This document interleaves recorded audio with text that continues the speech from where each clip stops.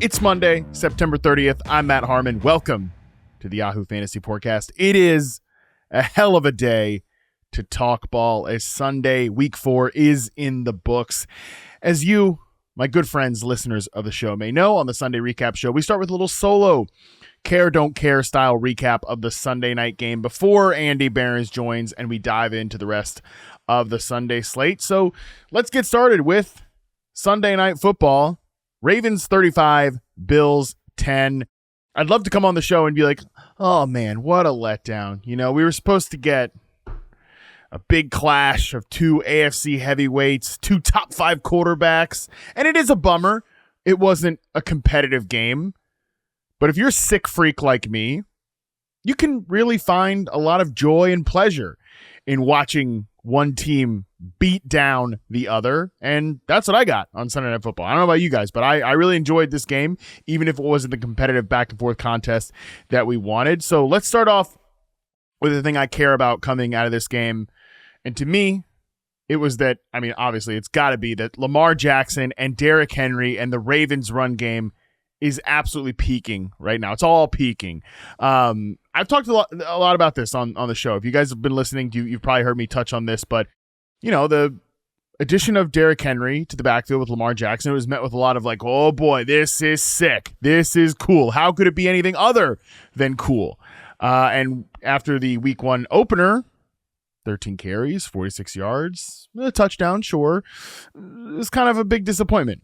Not a lot of excitement coming out of that game. I saw people saying like, man, the weeks Derrick Henry doesn't score you touchdowns, you're going to be kind of banged in fantasy. It just didn't look like Henry quite fit. Certainly did not look like he was the unique advantage he was billed to be for an already productive Ravens run game. It has gotten a lot better since then. It has not been sort of that oil and water effect where, again, I pointed this out, that Derrick Henry has come from a background in Tennessee as the quarterback is under center, and he gets to have that build up to the line of scrimmage before he hits the holes opened up in his zone-style rushing scheme. That's what he's been doing his entire run there as the Titans starting running back. In Baltimore, Lamar has been a shotgun-based option rusher. That allows him to take advantage of his speed to the edge. It allows him to use his vision and intelligence to see things open up in the middle of the field and just dart, get north and south there. So it does seem kind of oil and water on paper. And while we want everything to be an instant gratification in our world, sometimes there just needs to be a little buildup. I know it's week 4, but we're still going to talk about the fact that teams don't have a lot of practice time or as much practice time as they used to in the offseason, and they don't really try to do anything in preseason. So, yeah, some rocky starts. That might happen here. And we kind of got that for the Ravens run game, but I had a lot of faith in a collegiate-style run game mastermind. I think we can start to say that about Todd Monken. He's that guy. And 2 premier players. A lot of faith to figure it all out, and again, it appears they figured it all out. Week 2, solid showing, not a totally efficient, but a solid showing. 18 carries for 84 yards for Derrick Henry in week 2. Week 3, they demolished an abysmal Cowboys run defense in that game. It's a tune of 6 yards per carry. And then they just absolutely took a flamethrower to Buffalo on Sunday Night Football. Henry rips off an 87-yard carry to start the game. His first play from scrimmage. He said after the game to Melissa Stark of NBC, I don't think I've ever done that in my entire career. And you could actually hear him in that interview being bummed that he did not hit 200 yards rushing. He really wanted to get that. So I thought that was pretty cool. But like explosive plays were just on the menu all night long for Buffalo. I do want to give some credit to the new starting 5 that the Ravens rolled out there on the offensive line. Rookie Roger Rosengarten took the right tackle gig. Veteran Patrick McCarry, he kicked over to left guard. And those guys just blew up holes all night. According to Next Gen Stats, 139 of Derrick Henry's 199 yards came before contact. That was his most in a game since 2017. It really just shows how wide open those holes were for King Henry. But I thought the more fascinating part of this equation was how they lined up these 2-star rushers. lot of plays out of pistol. I don't have the exact number in front of me as of this recording, but a lot of plays out of pistol for Lamar Jackson and Derrick Henry. If you're not a total football sicko, we'll go a little bit of fantasy film room here right now. The pistol just allows teams to essentially split the difference between shotgun and under center. It allows that shotgun quarterback to feel comfortable while keeping more of the run game menu and under center style run game available. We saw the Rams really have a lot of success with this last year. That allowed them to get in that man gap duo heavy run scheme while keeping Stafford comfortable in a shotgun style approach. Not a complex, groundbreaking solution, but a solution doesn't have to be complex to be good. So I love seeing that from the Ravens run game. That was an exciting debut. It's got to be of just what we're going to see the rest of the season. I mean, look, reality, bare minimum here, fantasy football perspective, Derrick Henry is top 3 running back in fantasy football right now through 4 games. How many backs would you rather have over Derrick Henry right now at this point? There are going to be several younger running backs who were drafted ahead of Henry in fantasy drafts, a lot of them, this offseason, that are going to be outproduced by this uniquely gifted talent at the position in a unique rushing ecosystem. The simplest answer was the right answer here in Baltimore, and the ageist fantasy players are in absolute shambles. And let's talk about the thing I don't really care about here. I don't really care about any big Bills offensive concerns coming out of this game.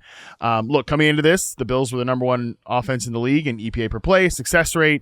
After an offseason of concerns following the departure of Stephon Diggs, they were way out kicking any expectations. Even if I was still high on the Bills offense, I had them as a top 10 offense when we did Football 301. That episode this offseason, I think Nate and Charles did as well.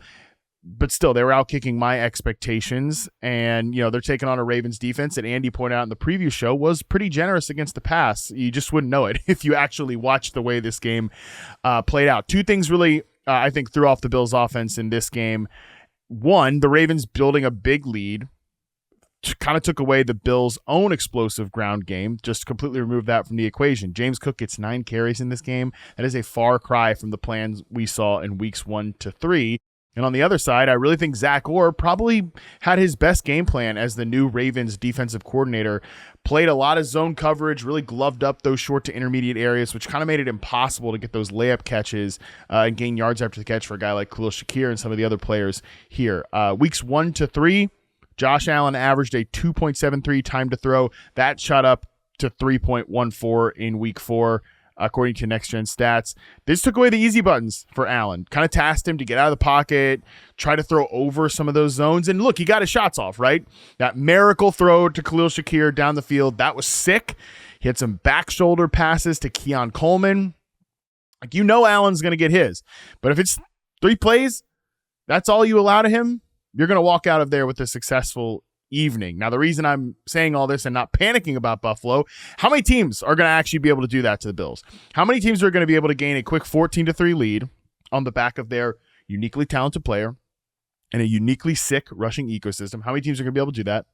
And how many teams are going to have the back 7 players that Baltimore does to take away those short and intermediate areas? I don't think there's too many. Honestly, my gut tells me that if that stupid trick play. Look, I love my guy Curtis Samuel, but what are we doing snapping to Curtis Samuel and having him flip it back to Josh Allen? I think if Joe Brady, who otherwise has had a great season, I'm really high on what I've seen out of Joe Brady. Not high on that play. I think we can go ahead and shoot that play sky high into the sun. That was bad. I think if they don't have that play, they don't turn the ball over there, they actually probably could have punched their way back into this game. That's how good I feel about this offense overall. So we know what the ceiling of this team is when it's humming. Strong unit, really sound offense that's explosive through the ground game, steady through the ground game, and can be efficient and dangerous through the air as well.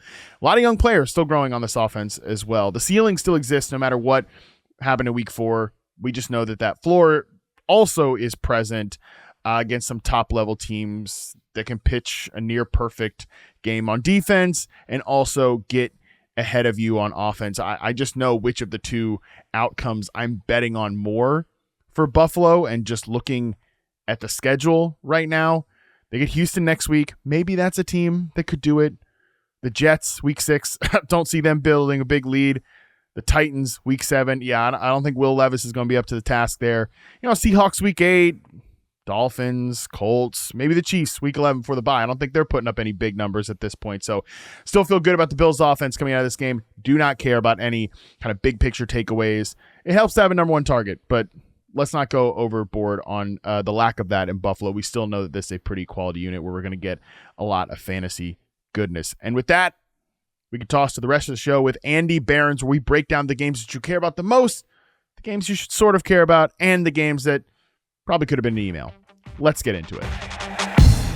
All right, joining me now is my very good friend, Andy Behrens. Andy, week 4, I got to say, some pretty electric results. The early slate had some very close games, a lot of which we'll talk about early on in the podcast. But how did week 4 treat you, my friend? Treated me very well. There's not a better city in the world than Chicago. Early fall after a Bears victory. I'm feeling good. This is a good week. I feel like the NFL itself made progress this week. These were entertaining games.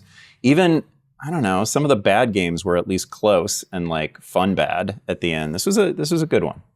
Oh yeah, I mean, even one of the games that was, I feel, from maybe like minute 3 destined for the email section of this recap, Broncos Jets. Even that was like, all right, well, I got to tune into the end to see who wins, which somehow was the quarterback that had negative passing yards, I believe, at the first half mark. But we will get into all of that. We'll get into everything along the way. Injuries, Bo Nix, the games we care about, the games that we sort of care about, and then the games that could have been an email. That's how we do this recap show. We split it into those 3 categories. So let's waste no more time. Let's get into it. Let's start, Andy, in your neck of the woods in the NFC North with Vikings 31, Packers 29. Andy, this game looked like it was headed for blowout city very early on.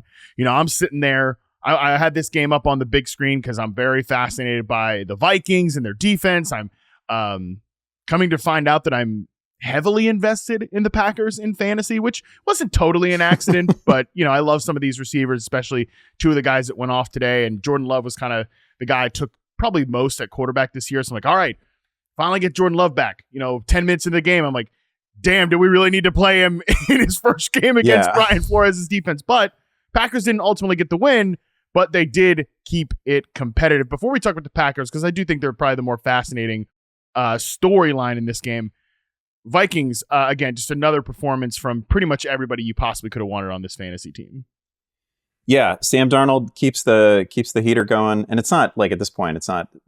I feel like I'm disrespecting him by saying that it's like a heater or he's on a streak or something like that. He's just playing really, really well. He's playing really well, and he's working with this game was a nice reminder that Jordan Addison is a huge talent. Justin Jefferson was brilliant. You don't expect anything else. They still don't have T.J. Hawkinson back in the mix, but really impressive all around. This was like the one game that just gave us everything we needed from everyone. It's like the NFL's answer to Alabama, Georgia from the night before, right? It was just absolutely, and it even kind of followed that same script. Just absolutely thrilling. Loved it. This is a hell of a start from Darnold. Which is the least that I can possibly say about him. I mean, this is multiple touchdown passes in every game. And this was supposed to be the stretch of his season. If you can even remember back like 2 months, this was supposed to be the stretch of the season in which he lost the job and couldn't possibly keep it coming out of the bye week, right? This is when all the scary matchups were lined up, all the frisky defenses. This is when Sam Darnold was supposed to fail emphatically, leading to the J.J. McCarthy takeover. And obviously none of that is happening. And Sam Darnold remains a fringy MVP contender. Yeah, even to the point that, at one point he gets a little rolled up on, I think on a 3rd down play in this game. And I started thinking like, oh man, like please don't take Sam Darnold away from us. And I'm like, man, right. that is a far cry from how I felt about this team, certainly going into it. I was definitely interested at the beginning, like in the offseason. I know you and I talked about this when we did the and producer Colin was good enough to send me this clip of the 2 of us talking about this on, I believe, the Who's Going to Be This Year's Baker Mayfield show, which you were the one that was like, hey, listen, it's probably Sam Darnold. It's probably just what we did last year. And I know I said I was going to keep my heart and mind open to not being so closed off to this idea happening again. And it certainly is happening before our very eyes once again, maybe even more. It's more like efficient. It's more just good football from Sam Darnold, I think, even than what we got from Baker Mayfield last year. And I think this is probably a better setup than what Baker had in Tampa as well. So that's obviously worth noting here. But I think it's much more like the Geno Smith season, right? Where you're like, man, he's just making some great throws. Yeah. Like that 2 years ago for Geno was not fluky. Like he made, downfield audacious throws that he was nailing. And that's what's happening with Darnold right now. Yeah, and I think the good thing with Darnold so far this season is it's not as if he has been perfect. It's not as if he has been mistake-free. He loses a fumble in this game. He throws an interception. He's thrown an interception in 3 of his 4 games, and he's fumbled in 3 of his 4 games so far this year. So there have been mistakes. It's just the mistakes don't cascade. And basically, he has even said that to people that he feels confident because of the environment that he's in, because he knows it's not all on me, and he has all of these good players around him. Aaron Jones, 22 carries in this game. He catches 4 of 5 targets. Doesn't get into the end zone, but otherwise pretty perfect revenge game for Aaron Jones, who, as far as revenge games go, they pretty much did just say, hey, yeah, we're going to replace you with another back that is a free agent just like you, and we think we're getting better by this move. So I would totally understand Aaron Jones, who is probably one of the top 10 best dudes in the league. Just an all-around great person.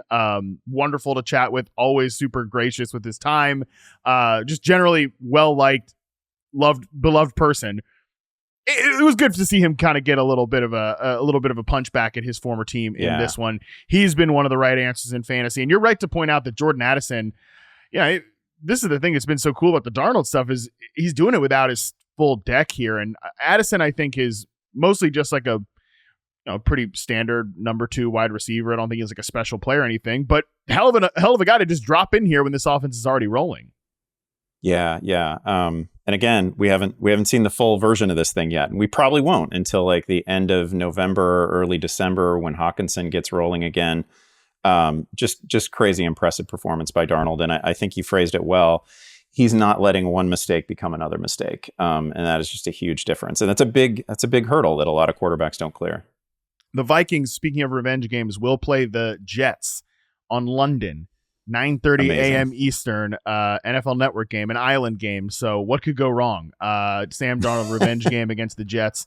I'm sure one way or another, no matter what happens in that game, takes will be flying. That's for sure. Okay, let's talk about the other team in this game because, like I said, I think they're actually kind of the more interesting discussion in this one because we get Jordan Love back.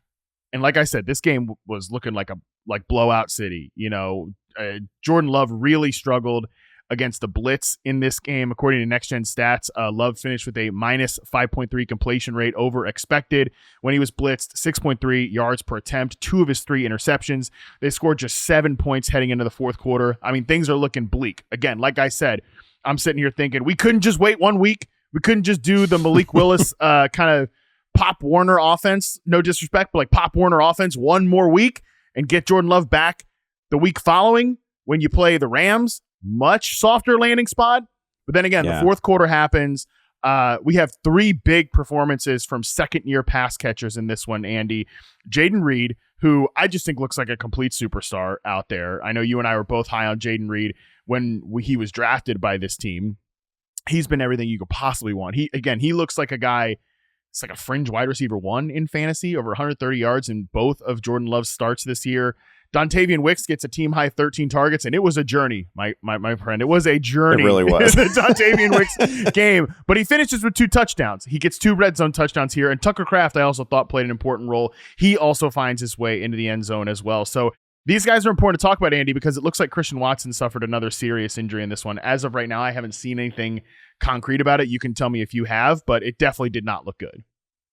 I have not seen any firm word on it yet, but it looked bad. And they had him questionable for a second, and then he was ruled out pretty quickly. And you could just tell that's where it was headed.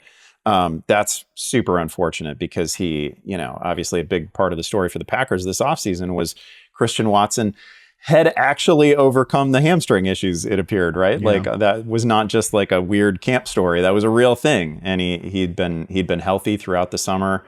And you just hate to see that. And it led to like Dontavian Wicks has been playing, but he gives us a 13 target game. Only catches 5 of those targets, multiple drops, multiple touchdowns. It was, I don't know if it was the worst great game we've seen in a while, or the I don't know how to classify it, or just like the best terrible game that I've seen. I have no idea. But it was as you say, it was really a journey for Wicks. But he's a great separator. Love was finding him. This is another, like, for first half of this thing. You don't know how much of it is Jordan Love just actually having some rust from not being on the field for a couple of weeks, and how much of it, again, I'm just watching, like, I got the Bears game over here and I'm peeking back at the Packers game, and like he seemed flustered a couple times in the same way that like CJ Stroud was in the Vikings game, right? Like good quarterbacks, smart quarterbacks meet a Brian Flores defense, and he mucks it up for him. He gets him like a beat slow, and that matters. So we had a handful of turnovers here. Not all of them necessarily on Jordan Love. He had one. I don't know that I've ever seen it before. It was a pass that was actually like went through the hands of, maybe it was Tucker Kraft, and then just got flat out dropped by somebody else before it became an interception. I mean, it was basically dropped twice by 2 different players and then became an interception. But, he was there at the end. They made it really, really fun down the stretch. Oh, super fun down the stretch. An onside kick away from having another drive to potentially win this game. Obviously, they did not get the onside kick, because that like basically never happens anymore. But yeah, Brian Flores' defense has gone from last year, and again, we said this in the conversation we had about Sam Darnold in the offseason. I was like, I remember saying this in the offseason. Brian Flores' defense does some like funky stuff and just put bad quarterbacks in a blender last year. They've gone from being that type of defense to now just straight up, they're one of the toughest matchups for quarterbacks.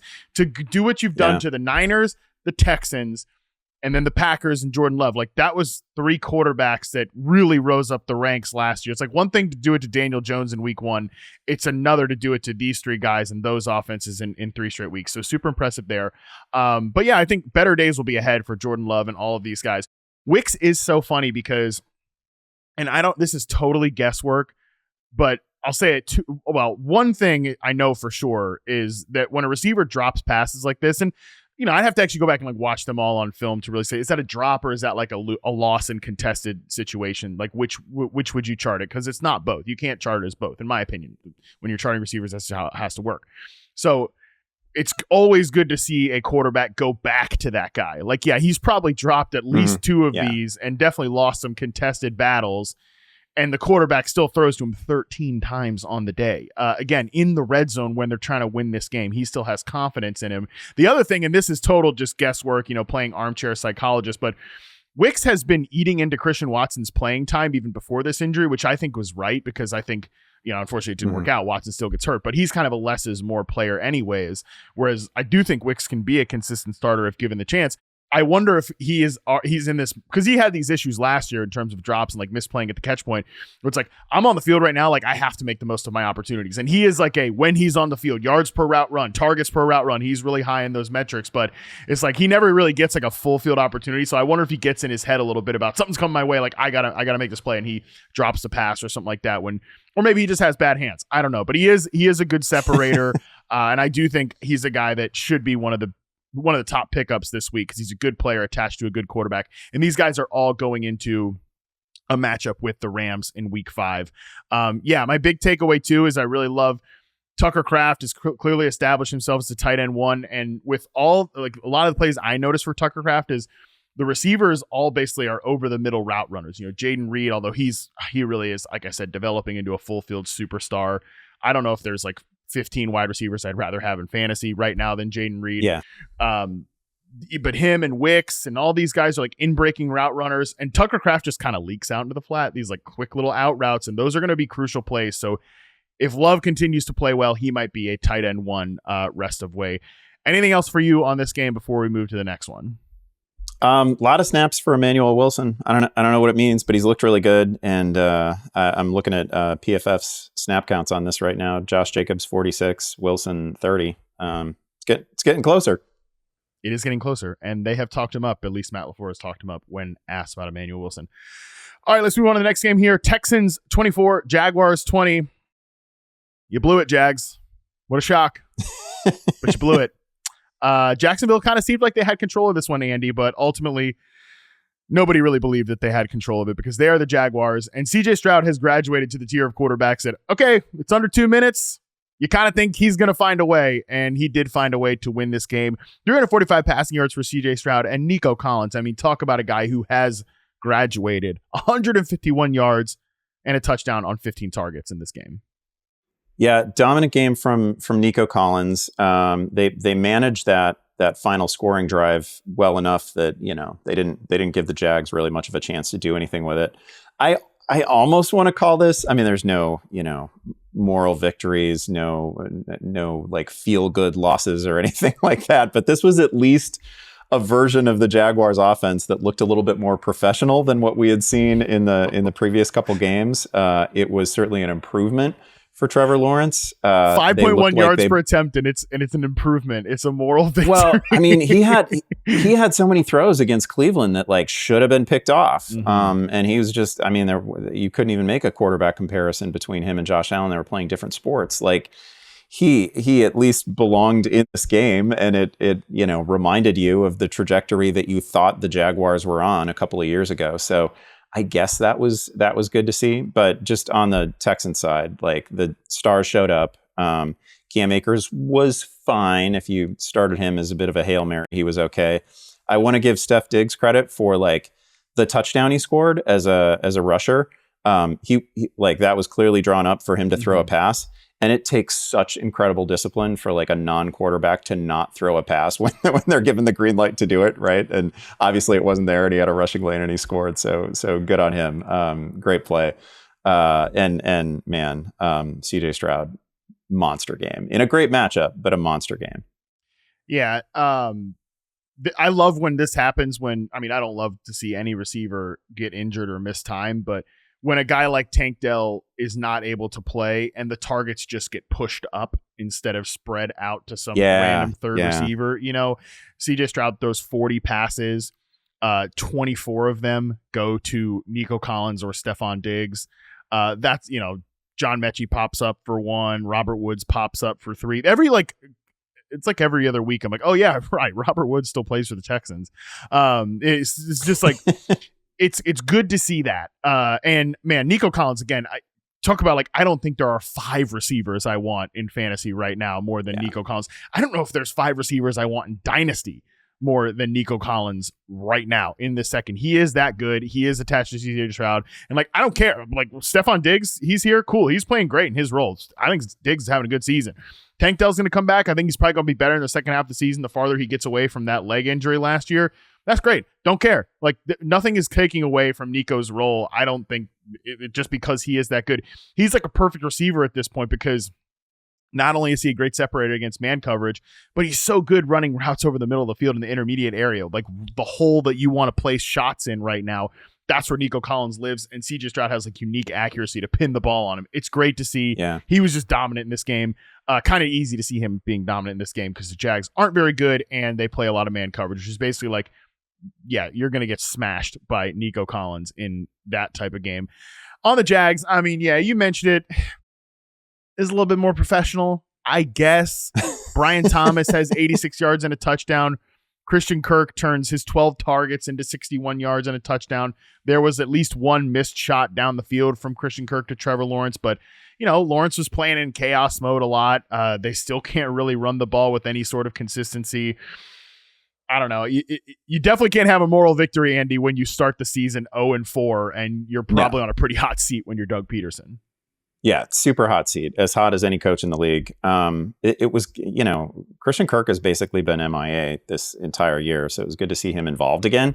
Brian Thomas, as good as could be expected in this one. Tank Bigsby with a surprisingly large day. I guess Travis Etienne had picked up a shoulder injury, and that explains his minimal role in this one. I wasn't like in real time. I wasn't like radar lock on this game, so I can't tell you exactly what that mix looked like. But it seemed like Tank Bigsby was involved very early, and he's been a good player. Like he, you know, last year huge disappointment.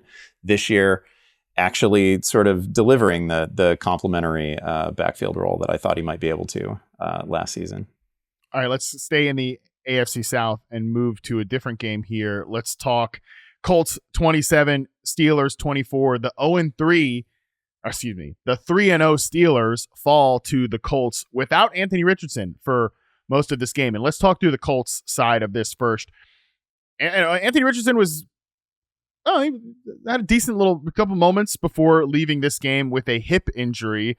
Obviously, frustrating sequence when Richardson clearly leaves the game with a hip injury, comes back, and then immediately has a design. Like, I saw Shane Steichen I saw Shane Steichen getting killed for the design rush attempt, and it's number one, it's an option rush attempt, so Richardson doesn't want to keep the ball, he doesn't have to.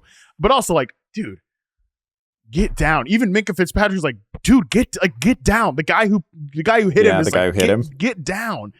So yeah, probably not the best moment there for Shane Steichen, but this has definitely been the experience with Anthony Richardson.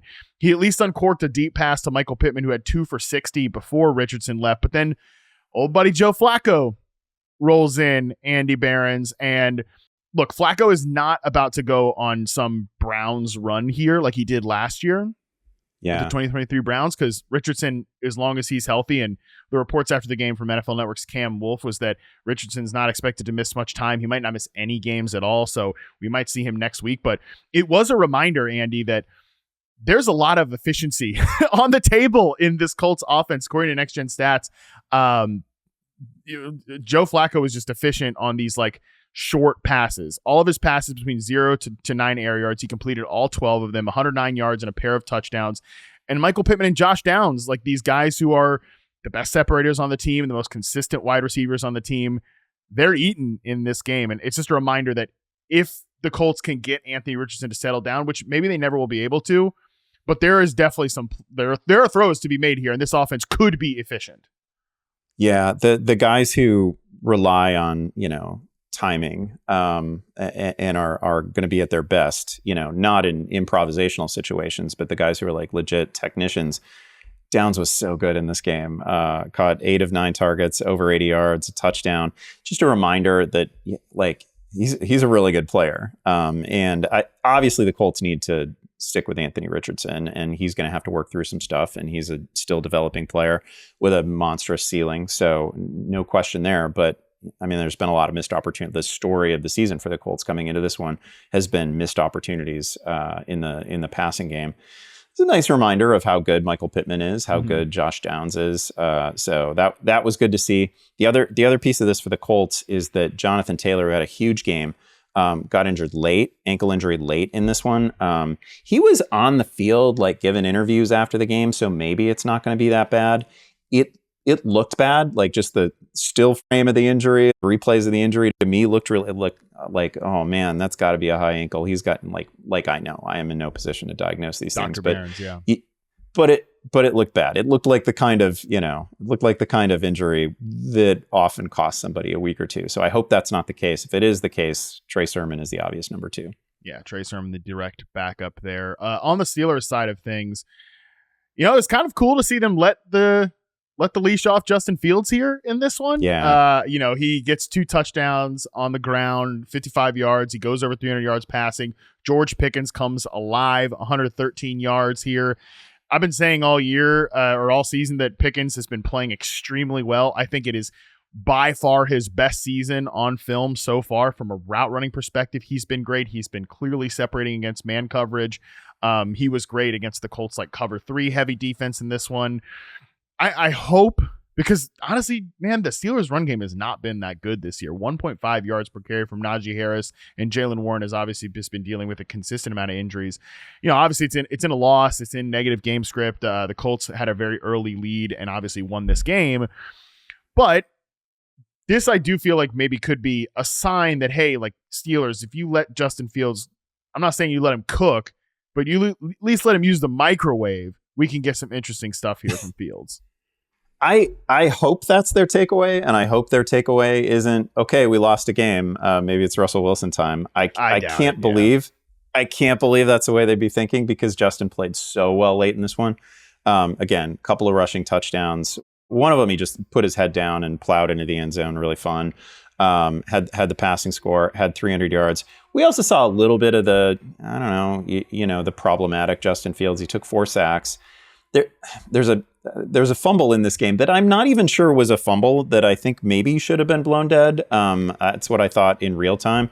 But whatever, he had a fumble that didn't need to be on a strip sack, basically. So some of the old Justin Fields problems surfaced. But man, overall, a huge game, in a game that they had no right to come back in. Like this one felt over. And if it hadn't been the Colts defense, I would have really thought it was over. And full credit to Fields for leading him back. I can't believe they would make a quarterback change after that.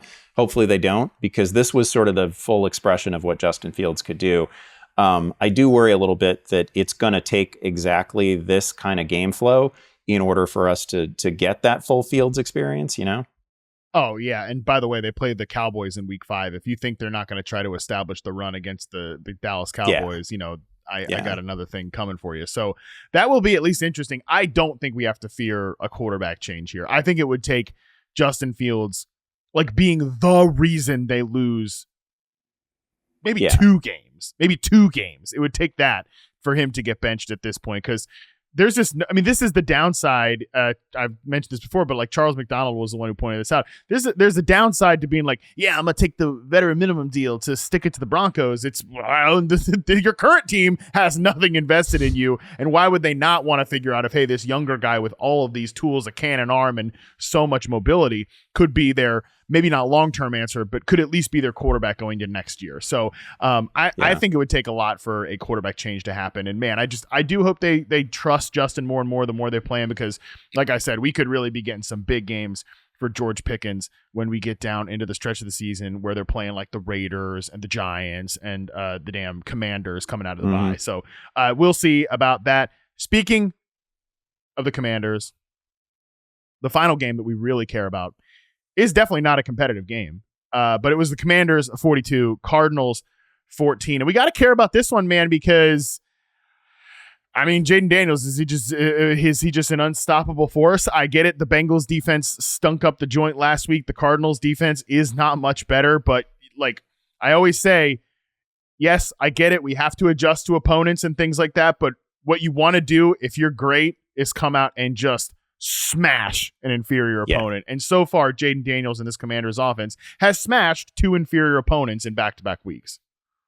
Yeah, it's fine to say that the defense isn't any good. He completed 26 of 30 throws. He's well over 80% for the year, and we're 4 weeks in. That's crazy. We this morning on Fantasy Football Live, we were discussing how Jayden Daniels had basically the exact formula that you need to finish as the QB1 in this era, the overall QB1 for the season. He's given him, what was it today? 47 rushing yards, another rushing touchdown, 233 through the air. That's pretty much what he's averaging. He's averaging a little bit over 220 through the air. He came into this one averaging almost 60 on the ground. That's going to make him the QB1 by the end of the season. If Josh Allen falls off his pace even a little bit, this is a phenomenal season. I think Daniels threw his first maybe bad ball. There was a legit interception in this one, but still the guy's completing, I don't know, he's probably close to 90% on the season. I'm not looking at his full season numbers right now, but just phenomenally accurate and throwing darts. And it's not all the first couple weeks where it was a lot of short stuff, right. And you could completely understand why the completion percentage was where it was, because he's throwing no more than 5 yards down the field. But that is not necessarily what these last 2 weeks have been. And this is super impressive. Super impressive. And look, this isn't some just cutesy little fantasy storyline. The Commanders are 3-1. They have the best record in the NFC East right now. And I've never seen a fan base more negative about their team coming off a win on Thursday night than the Cowboys were. I don't think any Cowboys fan feels well, great. We feel awesome after Thursday Night Football. All things are right. The Eagles, we'll talk about them later on.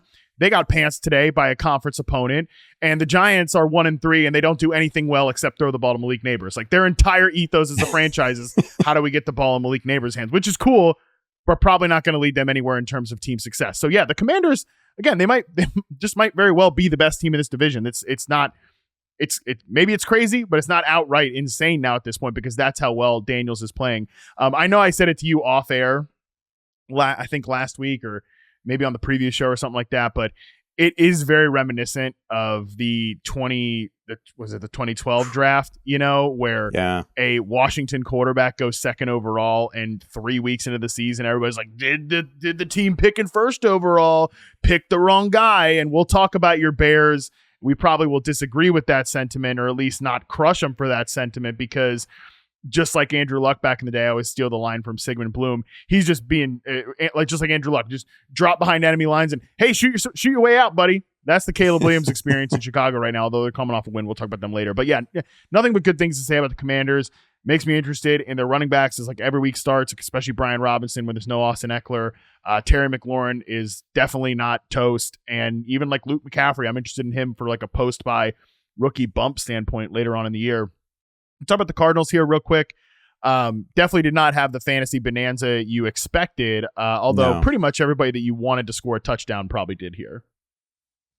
Connor gets in the end zone. A really good game for him. Man, that guy's good. Like he doesn't, he gets kind of stuck between tiers in a weird way, and we don't talk about him among the. He's probably he's not an elite back necessarily, but man, that guy's been a good pro for a really long time, and this year and last year he's more than passed the eye test. So good game for him. Obviously a pretty good game for Marvin Harrison, who scores early. And then maybe not a lot of Marvin Harrison thereafter. But man, Washington is just a difficult team to keep pace with. The Cardinals couldn't do it today. Not Kyler's best effort.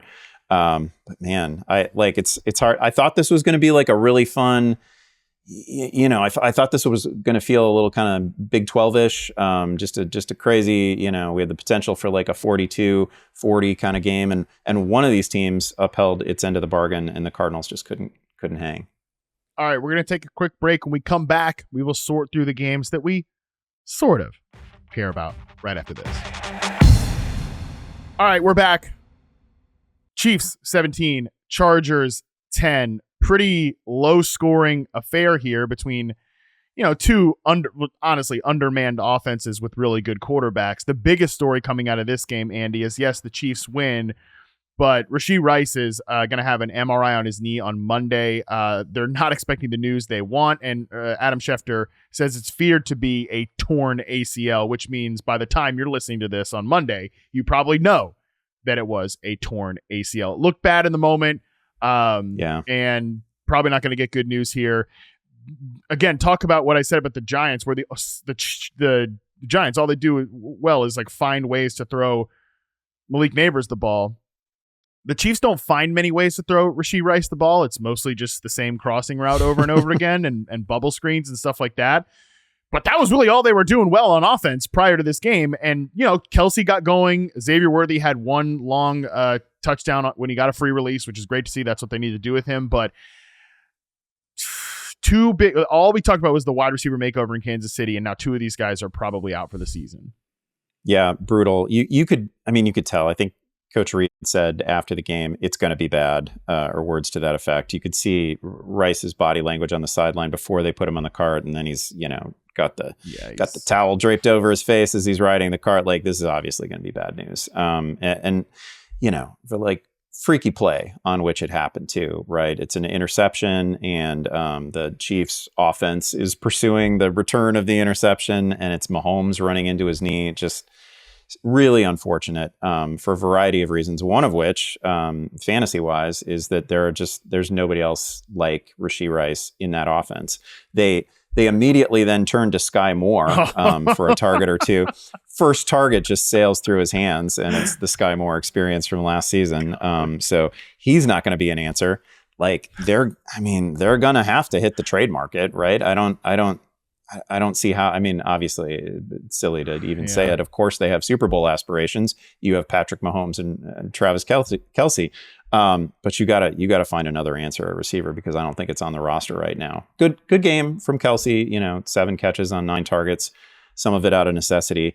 And then they're pretty broken in the backfield. I think a lot of people are going to be placing claims on Kareem Hunt, which I get. Mm-hmm. It's a nice statistical game, right? 14 carries, 69 yards. I don't I don't think he's got a lot of juice though. Like I think he hit the holes as it was designed, but not a lot of make you miss and not a lot of fall forward. So I wasn't thrilled with Kareem Hunt today.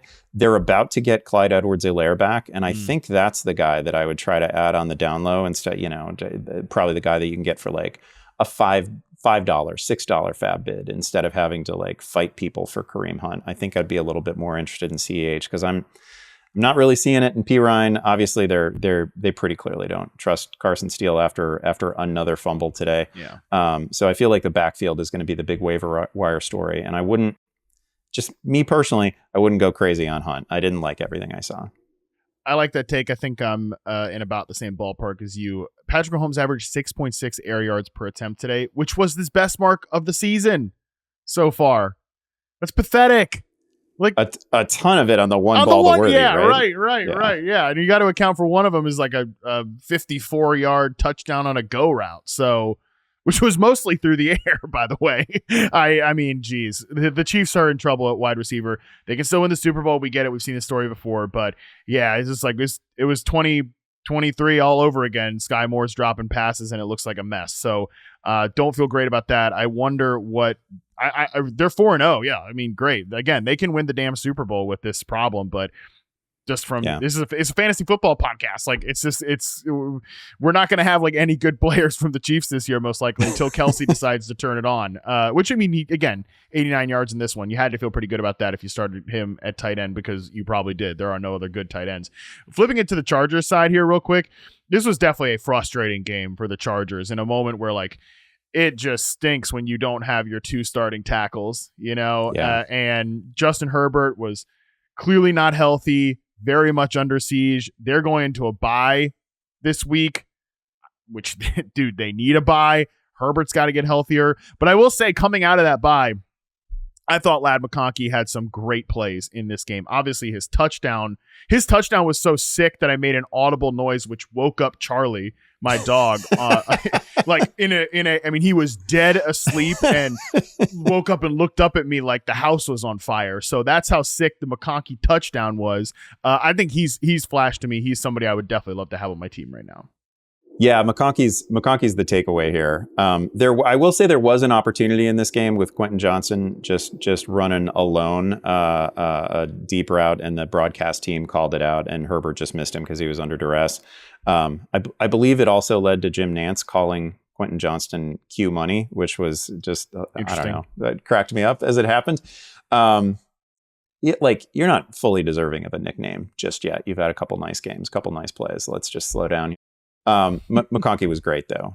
Herbert limping immediately. Herbert, like first time he had to dust himself off and get up was visibly limping. So he's clearly not 100%. It's normally a team shouldn't want to have like a week 5 bye, because the season just goes on, many months, no break. But man, does this team need one. I mean, they are banged up in all the worst places. It's amazing. I mean, this is a whole new staff, new general manager, new front office, and the Chargers can't stop getting injured at key positions. Yeah, it's unbelievable. What is going on? Not just the Los Angeles Chargers, because this stuff happened when they were in San Diego too. What is going on with the Chargers franchise? Somebody needs to look into this. They've needed to look into it for a long time, and yet nobody has. Okay, let's move on to the next game here. NFC South duel. Falcons 26, Saints 24. Taysom Hill scores the 2 early touchdowns. He leaves the game with another injury in this one. Ultimately, Kirk Cousins and a late drive was able to get this thing over the top. Yeah, I mean, the NFC South. Sick. Fun game, super weird game, right? Atlanta didn't get an offensive touchdown in this game. That was pretty wild. Younghoe Koo was great, was much of the actual offense.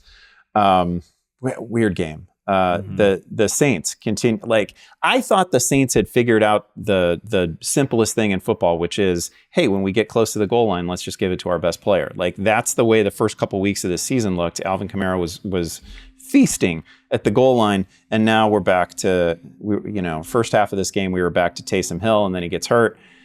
And then we're trying to score on like Derek Carr goal line plunges. He tried to do the breeze thing.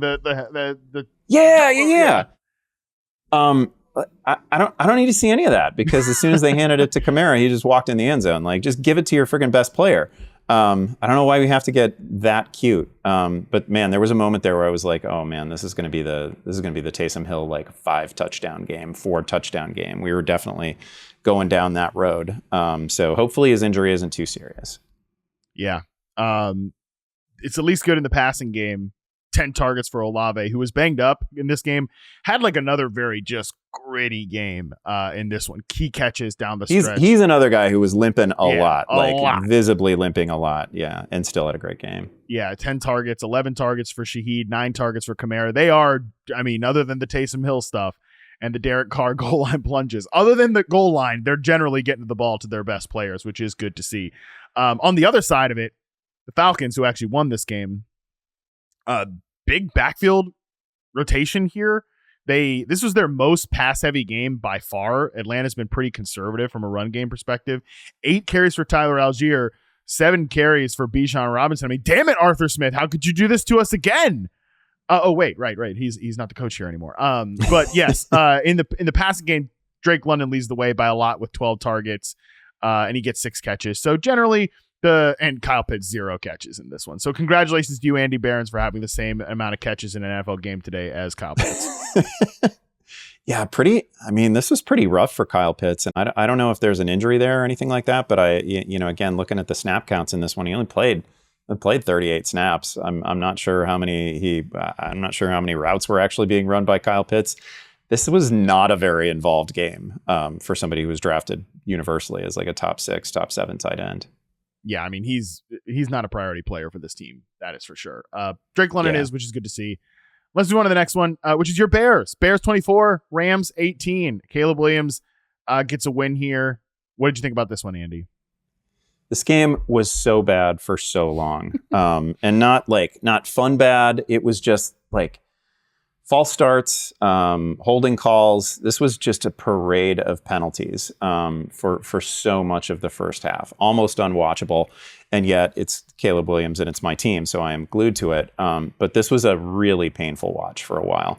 I guess I'll start on the Rams side, because Matt Stafford is still playing heroically and is just a much, much better player than his receivers.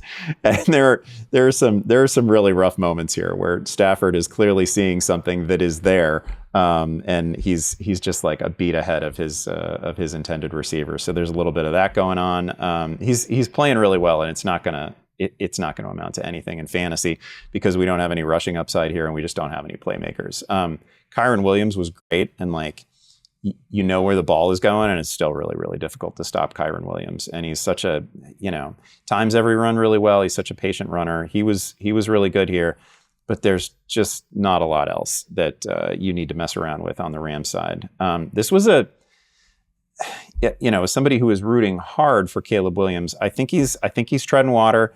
I think he's, I don't think Caleb makes a lot of bad decisions, which is really encouraging. He cannot, for reasons that are unknown to me, because I watched him in college and I know that this is a thing he can physically do, but he is sailing throws every time somebody is running free outside the numbers, and it is wild. Like, I just thought this was going to be an isolated thing from like week 1, and I could even write it off in week 2, but man, he missed Adunze this week. He missed DJ Moore on, a pass that wasn't even close that kind of went viral. It is as if he is just meeting these guys for the first time when they're trying to go downfield, and then everything else looked good. A lot of the short range precision stuff looked really good. So not a bad game for Caleb by any means. I'll tell you who got the biggest like stock bump in this though was DeAndre Swift. Swift was great. How many people actually started DeAndre Swift in fantasy? How many people dropped DeAndre Swift in fantasy before this game? Like, oh, can't do it against the Colts. It's never going to happen. Yeah.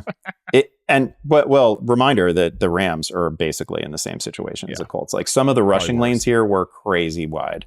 So it was a nice opportunity for him, and he really made the most of it. Looked great, looked explosive. Turned a couple of screens that could have gone for nothing into huge gains. So really impressive game from Swift, and it's everything that, you know, it's everything that you expect from this player when you throw money at him. So I'm sure the Bears are feeling a lot better about that. Roshan still operated as, I think he had 7 carries in this one. He was the clear number 2. There's nobody else that you should mess around with. He got, you know, he scored a touchdown in this one, looked good on the goal line. He's built for goal line work. So that was good. So an encouraging game for Caleb, except the one weird problem that would make his, like, if he'd hit half the deep shots that have been wide open to him this year, it's a really good statistical year in progress, and nobody's complaining about his season. It's just a wild problem to pick up. I don't know. I feel like, does he have the yips? I have no idea. He cannot hit a wide open deep ball right now. Yeah, I mean, and I do think it feels like a timing issue with these guys, and that is weird. Because, I mean, he's been the starting quarterback for a long time now. They never did any weird, like, Urban Meyer, Gardner Minshew, Trevor Lawrence fake camp battle here. Like, he's just been QB1 forever. Freaking Matt Eberflus said, "I love you" on the draft call to Caleb Williams. So it's been pretty clear for a while. This is QB1. It's just a reminder, like, most rookie quarterbacks are bad, you know, and like, I don't even think Caleb's been bad. Like, he's been bad from a result standpoint, but I think there's good process there. This is just what most rookie quarterback seasons do not look like. Jayden Daniels, who's just playing fantastic ball right now. One thing I'll say, and this is just my worry with putting Keenan Allen back into this mix, is there's just too many dudes here at this point. Cause like, Odunze's a dude, Keenan Allen's a veteran. He commands targets at this point. DJ Moore, like, is weirdly, seemingly the most pissed person in the entire league. I don't know if you've tracked much of this, Andy, or you have. This is a really good thing you're bringing up. This is the worst body language, and DJ Moore has had plenty of reason over the years to have terrible expressions, bad body language, and all that. But like, it's really bad right now. Yeah, people are pointing out he's like just completely alone on the bench. He's like, I mean, the Texans game especially, he was looking furious. The Colts game, there's several, like, dude, you gotta run, you gotta run that route, man. You gotta run. It's like some of these wide open misses. Maybe that's on a guy like DJ Moore not really running that route out. So I don't know, and it's weird because he just got paid too. You can definitely ask questions about, hey, did he really just want Justin Fields? He said last year, "I want Justin Fields." Like, why would we get a new quarterback? All this. The Steelers are 3-0 heading into this game. Like, I'm sure that's not it, but a conspiracy theorist could make that. Or I'm doing the classic conspiracy theorist thing where it's like, I'm not saying that that's it, but like, people could say that that's it. So, I'm just asking questions. I'm just asking questions here. Like, get me back on my weird cityscape background in the LA studio. I'm just asking questions here. People are saying, I'm not saying, but people are saying. But I mean, yeah, it is a weird thing going on with the DJ Moore stuff. Yeah, it's weird. He caught a touchdown today. He caught a touchdown like a snap or two after he should have caught another touchdown on a bad throw, a throw that was another instance of pretty clear like miscommunication. It was the kind of miss that isn't, you know, it wasn't like he overthrew him or anything like that. He literally expected him to be in a different spot.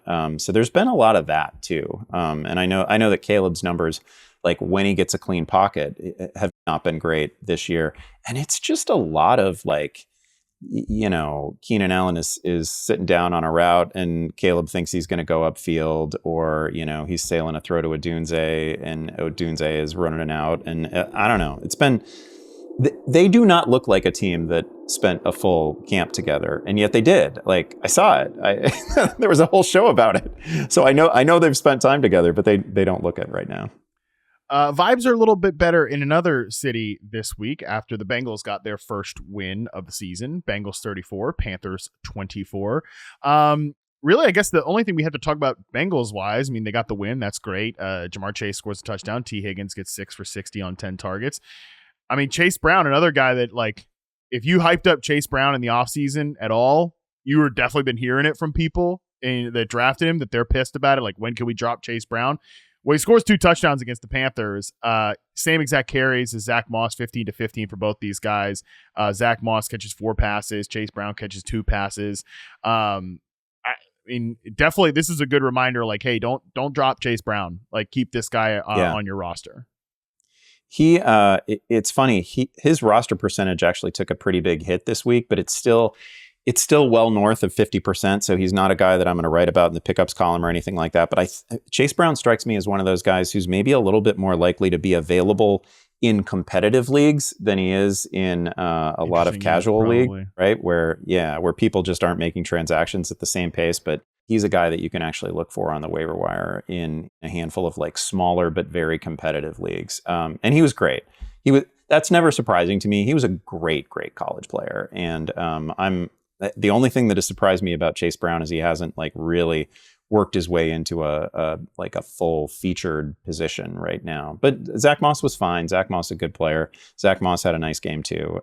It was like Cincinnati, I don't know. They haven't gotten right yet exactly because they're still 1-3, but they could not lose this game. Like you cannot be in the Jags position right now. You can't go 0-4 because now we can't even really fake it. We can't even really pretend that we've still got something to play for at the end of the year if you're 0-4. So it was huge for Cincinnati to get this win, even though it's Carolina.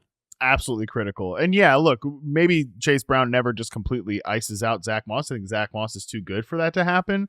But if anything ever happens to Zach Moss, Chase Brown will definitely be like a must start in fantasy, vice versa as well. So that's why you deal with frustrating tandems and you take the punches. The Panthers took the punches in this one. It was not as explosive as Andy Dalton's first start, but pretty much everybody you want to get home got home in fantasy, right? 13 targets for Deontay Johnson. He's 27 targets now over Andy Dalton's 2 starts this year, which is absurd.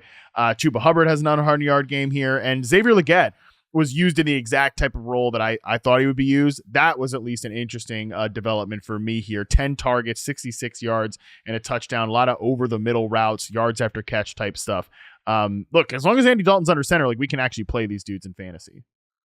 Yeah, Xavier Legette is going to be somebody that we actually place claims on this week. Like that was a really good game for him. First touchdown. I think he caught like his first 4 or 5 balls.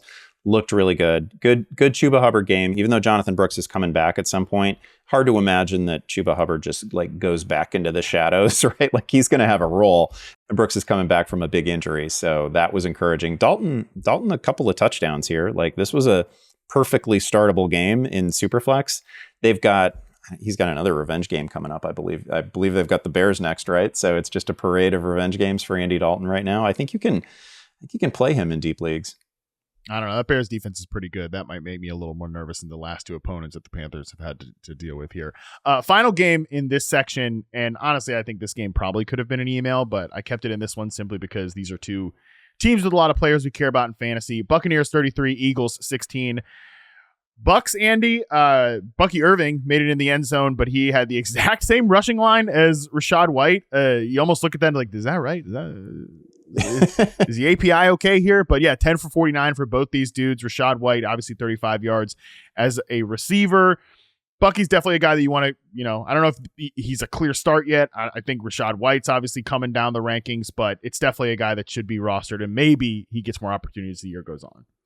Man, Bucky Irving moves differently than many NFL running backs. Certainly differently from Rachaad White. He's got a lot more juice, and I like Rachaad White, good pro, definitely good in the passing game. It's not like he's going to go back into the shadows either, but Bucky Irving needs to play, and so this was encouraging in that respect. He finds the end zone. Another big game from Baker Mayfield. Like the whole Bucs offense was humming. Everybody that we needed produced to some level. So that was really encouraging. Good Mike Evans game. Really impressed with the Bucs. I'm not sure we should have expected much more from Philly given the various absences, right? You can't be down Devontae Smith and AJ Brown and expect to have a fully functional passing offense, and they didn't. Saquon, good yardage day. Hurts at least found the end zone, so there's that. But that's another team that desperately needs the bye that's ahead of them. Yeah, I don't know. I'm generally pretty lenient when teams suffer cluster injuries at like premium positions. You lose an elite receiver like AJ Brown, a superstar number 2, and Devontae Smith, and like it's fine. Not many offenses could do that and win a game, but you convincingly got blown out here. And you lost in ways that you see that you've seen just way too much for the Eagles under Jalen Hurts. The Bucs pressured, according to Next Gen Stats, the Bucs pressured Hurts on 48.6% of his dropbacks, their highest pressure rate since 2021 against the Eagles. and Jalen Hurts. Like, this is how they lose games all the time, even when they have or their offense struggles. So I don't know. This game definitely, I don't know what else to say about it other than it just gave me like the ick about the Eagles, if I can use a phrase that I'm way too old to say and way not cool enough to say. Just got a little bit of like ooh vibes around the Eagles, but you're right. They do need the bye that is coming their way. Yeah. All right, let's move on, take one final break and move on to the games that could have been an email. And man, we've got some real email games in this section. Let's get into it right after this. All right, Andy, we've got 3 games to talk through that could have been an email. Starting with 49ers 30, Patriots 13. I mean, my email here, Andy's just got to be, Dear Patriots, enough already. Just play Drake May. What's the worst thing that could happen? You're not gonna. When are you going to get any better? What's the worst thing that could happen? Yeah, we're definitely at that point. We've been at that point. We've been at that point for a while. Like every taste that we got in the preseason was really fun. Caleb Williams is taking all this heat. Like it doesn't have to look perfect. Drake May's an athlete. Drake May's really good. Like I agree with you. They just need to be focusing on some of their young, maybe building blocks. Instead of, I don't even know what the point is with trotting out. And like, I don't want to insult Jacoby Brissett, good pro and all that, nice career. They need to turn the keys over to Drake May. And I don't see why. I get it. I understand the concern about protection. That kid has looked good whenever we've seen him on the field. And at some point, we're just going to need to see more, because you're not competing for the playoffs. You're not competing for a division title. I don't know what point we have to reach before they're ready to flip that switch. Yeah, unless you think these reps are going to be legitimately harmful, which I just don't know how you could get that. Just throw them out there, man. I mean, yeah. You get the Dolphins next week. Dolphins don't look like that good of a team at this point. Let's see Drake May and just see if he can make things happen, because that's what they need, a quarterback who can make things happen.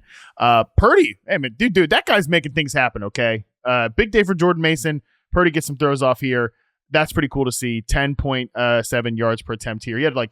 He had a sequence where he threw 3 touchdowns. 2 of them got called back. So I just think Purdy's balling right now, and I want to continue to say that. They get the Cardinals next week, do the 49ers. So jack up your expectations for your fantasy players in that game. Yeah, huge game from Mason, 160 total yards. He was great. He's operating at 90-95% of Christian McCaffrey, what you might have expected from him. Kittle made a gorgeous touchdown catch on this one, phenomenal catch with 3 guys around him. So that was good to see as well. All right, next game that could have been an email: Raiders 20, Browns 16. You got anything on this one, bro? I'm laughing because it was it was terrible, but it was really fun. It was really it was weird. Really it was close. Weird. Terrible. I never know how to classify games like this, because it was not a good game. And there were huge mistakes on either side. Like Amari Cooper toggles back and forth between oh man, that guy's a star, and what a knucklehead. Huge turnovers in this one. But it was fun to the end. I'm glad Fitz's team got a win here. I don't know that there's I didn't even think Deshaun Watson looked bad. I thought Cooper had some unfortunate moments. He had a long touchdown called back. Mm-hmm. This game was a wild ride. Yeah, Amari Cooper's having the worst season of any receiver in the league. Sort of like the Dontavian Wicks thing we talked about earlier. And I don't really know what to say about the Raiders. They don't have Devontae Adams. What can you really hope for here? Stinks that this happened to Brock Bowers. Could have been a bigger day. And yeah, Zamir White. They tried to establish the run with Zamir White. It averaged 2.9 yards per carry and a fumble loss. So hell of a mid-round fantasy the fumble almost flipped the game too, right? The fumble gets returned. The fumble was almost everything was going so well, and then they lose. That's how you lose that game. So really fortunate that they overcame it. Final game we have to talk about here, and we must discuss it. Broncos 10. Jets 9. The Broncos starting quarterback, Bo Nix, completed 48% of his passes, 60 yards, 2.4 yards per attempt, and they won the freaking game. So my email, I guess, is, Dear Jets, WTF? Signed, Matt. I don't know. Yeah, and this wasn't like, sometimes you get a game like this and you're like, wow, those are just two great defenses. What a struggle. And they are good defenses, but it's not like we haven't seen anybody score against the Jets this year. And whatever. I don't know what we're expecting from Bo Nix exactly. Maybe this is the formula for a game in which Bo Nix leads you to a win. This was not a pretty game. No matter who you needed contributions from, you didn't get it. Breece Hall, really quiet day. Garrett Wilson wasn't a strong start going into this one because you knew he was going to draw Surtain, who is really, at this point, like that's the one corner that I think we really have to put on a special list of guys where like we know they're going to shadow clear number one receiver, and they are really a problem.